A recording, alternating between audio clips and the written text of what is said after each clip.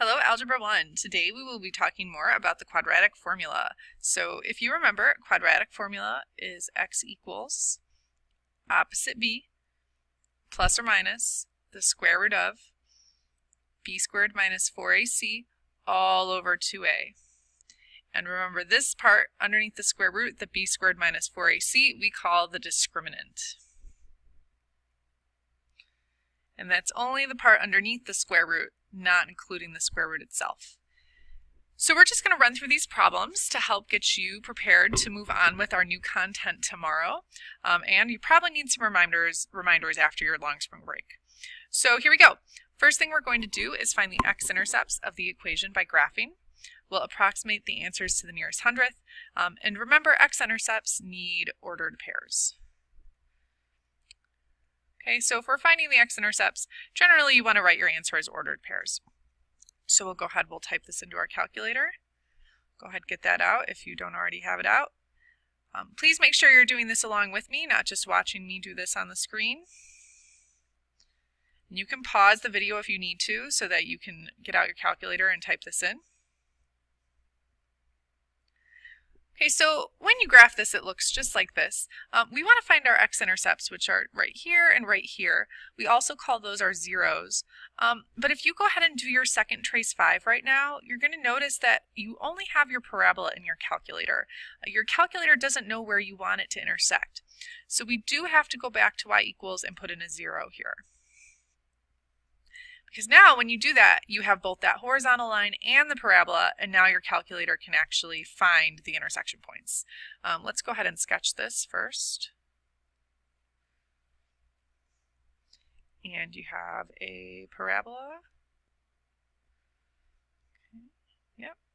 And your horizontal line. And we have 2 intersection points here. So, all right, here we go. Second trace 5. Move your cursor over. Enter, enter, enter. And we'll round this to negative 0.62.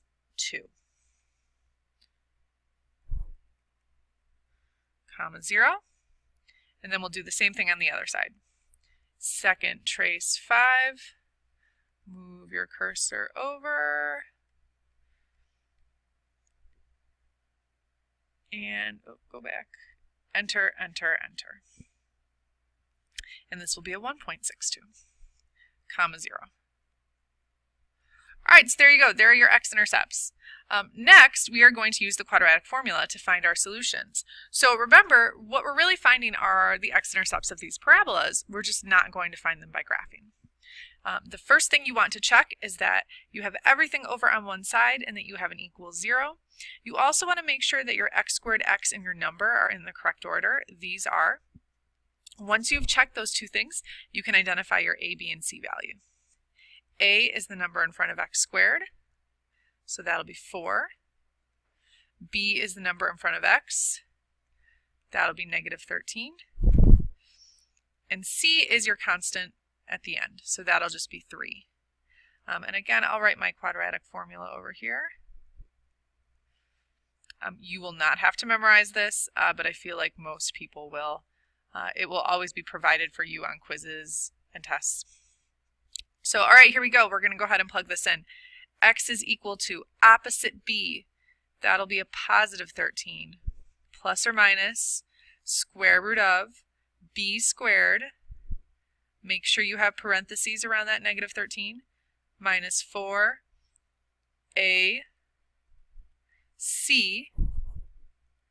all over 2a. All right, that's step 1. Step 2, we're going to evaluate the discriminant, just what's underneath the square root, not the actual square root itself. Okay, so we're going to type that in. It's negative 13 squared. Minus 4 times a was 4 times c was 3, and you should get a 121. So now we will rewrite that. 13 plus or minus square root. Our discriminant is 121. All over 2 times 4 is 8. Okay, and then from here we can just type this into our calculator. 13 plus square root 121. Enter. Divided by 8. Our first answer is 3. Or we do it one more time, this time with a minus. 13 minus square root 121. Enter. Divided by 8. And 0.25. Or if you want a math bracket, you can call this 1/4. Either way. Whatever. All right, there you go. So that's quadratic formula. So now we're going to look at a couple of other examples. And we're actually going to skip number 3. We're going to just come down to number 4. So skip 3, come down to this one. Again, you want to make sure that everything is over on one side and that your x squared x and your number are in the correct order. Here they're in the correct order, but your 1 is on the wrong side. So we will have to subtract that. And that -1 will go at the end, and then you'll have an equal 0. Now you can identify A, B, and C. A is 12. B is -5. Again, that's the number in front of x. C is -1. And I will rewrite your quad formula over here.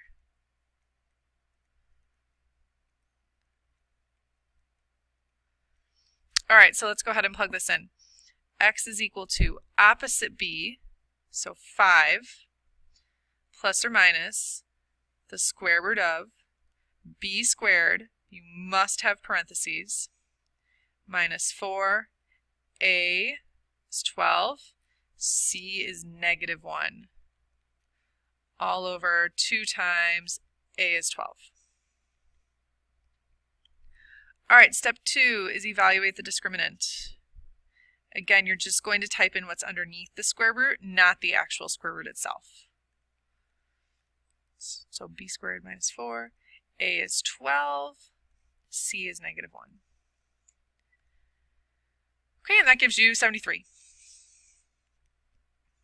So 5 plus or minus square root of 73 all over 2 times 12 is 24. Okay, let's type these in, find our answers. 5 plus square root 73, enter. Don't forget to divide by 24. This will round to 0.56. Or, okay, we'll type it in again. 5 minus root 73, enter. Again, don't forget to divide by 24 here. Okay, that'll be a -0.15. Okay, and there you go. There's your answer. And yeah, let's move on to number 5. Number 5 and 6 are set up a little bit differently. So we're going to have to make sure that we really move everything over the way we should. So if you notice, you don't have an equal 0. That means we need to subtract our 4x. But we also have to subtract the 6. And I'm going to do both of those. Notice I'm lining them up under where the like term is. Okay. So I have 8x squared. 3x minus 4x is -1x. 10 minus 6 is a +4 equals 0. Okay, x squared x number. Okay, so now we're in the correct form. Now we can identify A, B, and C. A is 8, B is -1, C is 4. Again, number in front of x squared, number in front of x, number at the end. Okay, I'll just keep writing down your quad formula. I bet some of you will already have this memorized. Okay, and let's plug it in. X is equal to opposite B, 1, plus or minus square root of B squared, so that's -1 squared, minus 4 times A is 8, times C is 4, all over 2A. All right, let's go ahead and plug in our discriminant. negative 1 squared, again watch those parentheses, minus 4ac. Again, feel free to pause the video if you need more time to type this in. And notice your discriminant is a negative. So we have a negative underneath our square root. 2 times 8 is 16, which if you went to type this in, this isn't going to work. We can't take the square root of a negative. We call this no real solution. So remember, our solutions are representing our x-intercepts, like we did up here. Okay, every time we do quad formula, we're really finding these points right here. So if we get no solution, then that means we don't have any intersection points. Your parabola is kind of floating in space above the x-axis. Okay, so something like this. Okay, it'd be somewhere. It's just not hitting your x-axis. Okay, that's why it's called no real solution. Okay, one more of these and then we're going to try something a little different. Okay, so again, you don't have an equal 0. Let's move all this stuff over. Minus 2x. I'm going to subtract that from the 16x. And then I have to add 49. And it doesn't really have anywhere like a like term to add it, so I'll just put it up here for now. Okay, so 16x minus 2x is 14x plus x squared, and then I had plus 49. And now on this side, I moved everything over, and so all that's left is a 0. Now, some of you may have noticed these are not in the correct order. Your x squared has to come first. Once you have everything on the correct side, okay, they're all on the same side together, you can just move them around in whatever order you want. The x squared is first, the 14x should be second, and the number at the end. Notice I didn't change the sign at all, okay, I just switched the order. All right, so x squared stayed in x squared. Okay, and you can do that as long as you keep your sign the same. You do not want to subtract the x squared over, that would move it over here, which we don't want to do. All right, so your a value is now just a 1. Your b value is a 14. And your c value is a 49. Okay, something kind of unique is going to happen for this one. I'm not going to write down our quad formula again. X is equal to opposite b, so negative 14, plus or minus square root of b squared minus 4ac all over 2a. All right, step 2 is always the discriminant. 14 squared minus 4, 1, 49.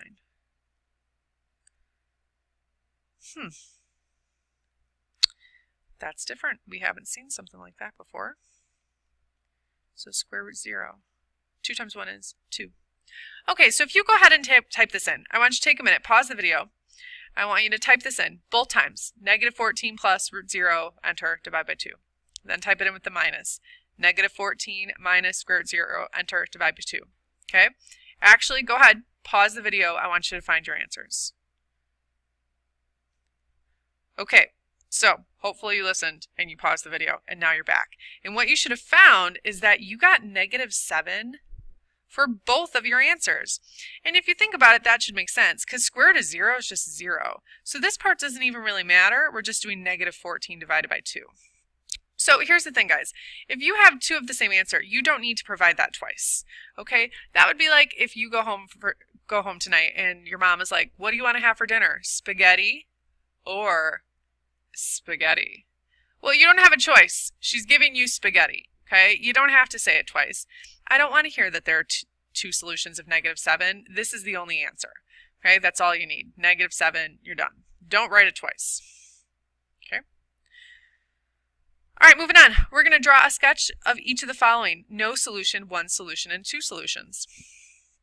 Okay, so go ahead and set up some x, y axes for me.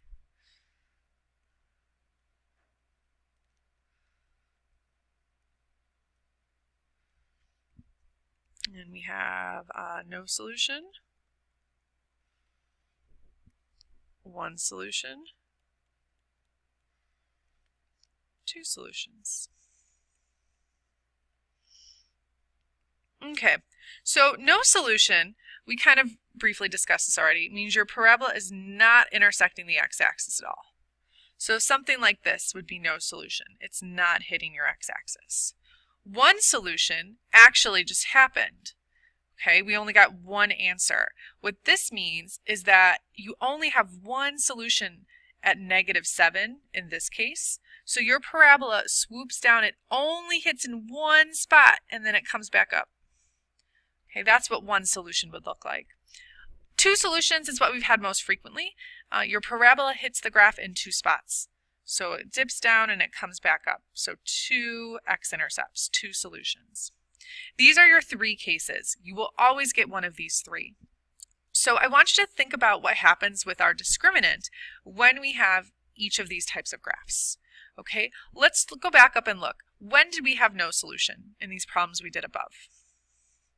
Well, no solution, what type of discriminant did we have? We had a negative because we can't take the square root of a negative. So no solution means we have a negative discriminant. Okay, or a negative,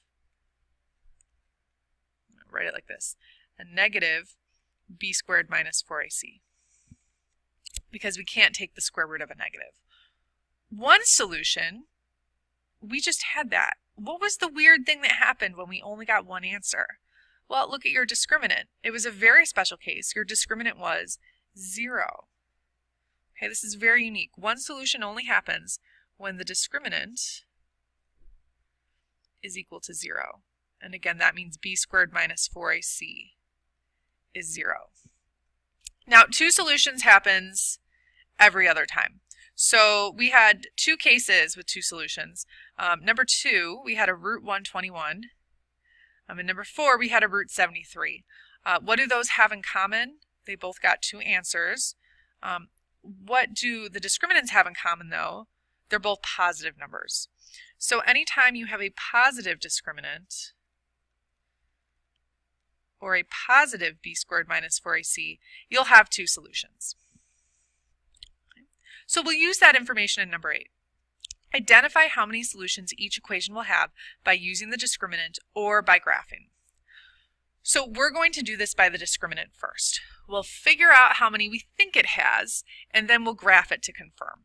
Okay, and on a quiz or test, you could just graph it or you could just do the discriminant. It's up to you. We're going to do both.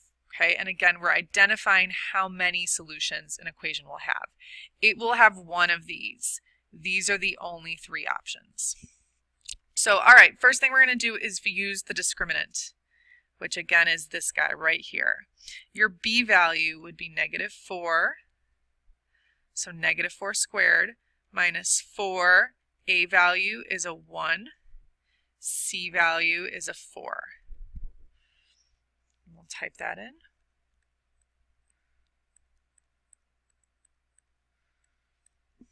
Okay, go ahead and try that. And notice you get a 0. Okay, so your discriminant is 0. Think about what that meant. What are you anticipating we will find? Well, when your discriminant is 0, we are anticipating one solution. Let's see if that holds true when we graph it. Okay, x squared minus 4x plus 4.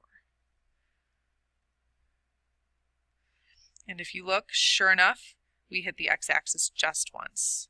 Okay, go ahead and draw that picture. We do not actually need to find the solution. You do not need to do second trace 5. You do not need to do the quadratic formula. You just need to say, hey, we have one solution. Okay, we're just saying how many there are. We don't need to say what they are. All right, let's try this one. B squared minus 4ac. Well, this is kind of a special case because if you look, there is no regular x value like there is here and here. That means your b value is a 0. Okay, because it's not there. Minus 4a would be 1, and c is 2. That's just your regular old number. Okay, let's type that in. Let's see what the discriminant is. 0 squared, which is just 0, minus 4. A was 1, and c was 2. and we get a -8. All right, so that's our discriminant. What does it mean? This is what's underneath the square root. Well, when we have a negative underneath the square root, we can't do that, so this will be a no solution case. Let's go ahead and draw the graph to confirm. X squared plus 2, oops, helps if you type it in right. Yep, and graph. And sure enough, we do not hit the x-axis. Okay, go ahead and draw that.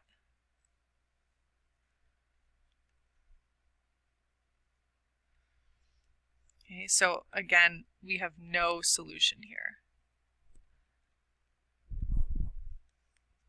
Okay, well, you can probably guess what's going to happen with the last one, but we're going to do it anyways. Discriminant b squared, b will be -10.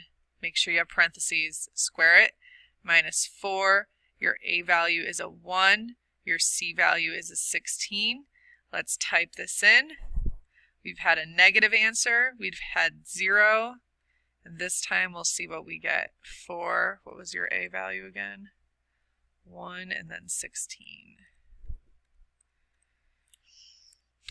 Ta-da! 36. All right, this is a positive number. This is a positive discriminant. When you have a positive discriminant, you have 2 solutions. So when we graph this, we should anticipate that the graph will hit our x-axis twice. Let's make sure it does. Okay, please type this in as well. X squared minus 10x plus 16. And whoa, that's a big guy. Okay, yes, it hits twice. So we have confirmed that this does have 2 solutions. Okay, again, it's the sign of the discriminant that tells you how many solutions it has. A negative discriminant means no solution. A positive discriminant means 2 solutions. A 0 as your discriminant means 1 solution. The actual number doesn't matter. Okay, that's just used to actually figure out what your solutions are, like what decimal or integer value they're at. It's the sign of the number that says how many solutions you have. All right, so hopefully this was a good review for you. Your homework tonight is worksheet 5. Have a great day.